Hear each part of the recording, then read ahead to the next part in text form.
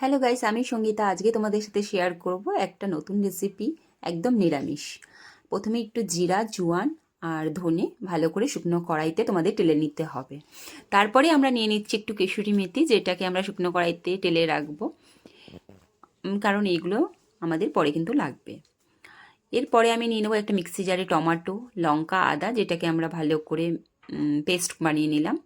এগুলো আমরা সাইডে রেখে দেবো। এবার নিয়ে নেবো একটা পাত্রে বেশ খানিকটা বেসন, এখানে 1.5 কাপের মতন বেসন আছে, যাতে আমি অল্প একটু মৌরি দিয়ে দিচ্ছি। একটু দিয়ে দেবো এবার হিং। হিংটা খুব দরকার, কারণ যেহেতু এটা বেসনের রেসিপি, তো হিংটা দিলে গ্যাস অম্বল হবে না। একটু হলুদ গুঁড়ো, একটু লাল মির্চ গুঁড়ো, আর যে মশলাটা বানালাম সেই মশলাটা দিয়ে দিলাম, নুন দিয়ে দিলাম। এবার কেশরি মেথি একটু হাতে ভালো করে গুঁড়িয়ে ওর মধ্যে দিয়ে দিলাম 3 চামচের মতন দই, দিয়ে দিলাম ঘি।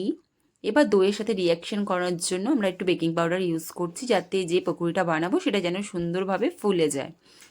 ভালো করে এগুলো দেওয়ার পরে এবার আমরা একটু ধনেপাতা ছড়িয়ে দিলাম। ফ্রেশ ধনেপাতা নেবে, একটু ধনেপাতা ছড়িয়ে দিলাম। এবার আমরা ভালো করে মেখে নেব। তোমরা কিন্তু কেউ এই টাইমে জল দেবে না, আগে মেখে নেবে, দেখবে কতটা জল লাগবে সেই বুঝে তোমরা কিন্তু জল দেবে। দেখো আমার মোটামুটি কিন্তু জলের প্রয়োজন ছিল না, আমার মনে হলো যেন 1-2 ফোঁটা জল দিলেই হয়ে যাবে। তার জন্য আমি 1-2 ফোঁটাই জল কিন্তু এখানে ইউজ করেছি।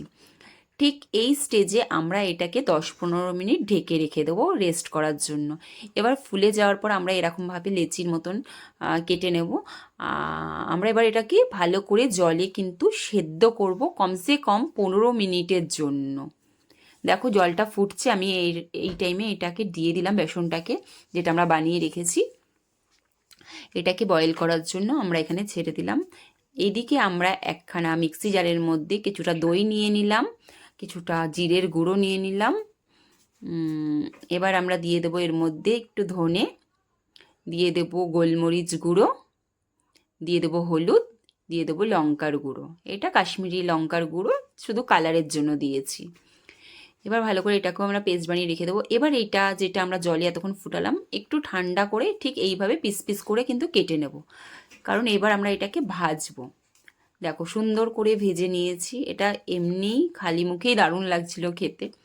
এবার কড়াইতে আমরা একটু সাদা তেল দিয়ে দিলাম, একটু ঘি দিয়ে দিলাম, দিয়ে এবার আমরা দেবো একটু জিরা ফোড়নে, তারপর একটু হিং দিয়ে দিলাম। এবার যে আদা, লঙ্কা আর টমেটোর পেস্টটা ছিল সেটা কিন্তু আমরা এর মধ্যে দিয়ে ভালো করে ভেজে নেব। বাকি মশলা যেটা বেঁচেছিল সেটা দিয়ে দিলাম, কেশরি মেথি দিয়ে দিলাম। এবার যে দইয়ের পেস্টটা বানিয়ে রেখেছিলাম সেটাও দিয়ে দিলাম। ভালো করে ভাজা ভাজা হয়ে গেলে যেই জলে আমরা বেসনটাকে ফোটালাম সেই জলটা কিন্তু আমরা ফেলে দিইনি, সেই জলটা এর মধ্যে দিয়ে দিলাম। বেসনের টুকরোগুলো দিয়ে ফুটিয়ে নিলাম, সবজিটা আমাদের রেডি। ওয়াও!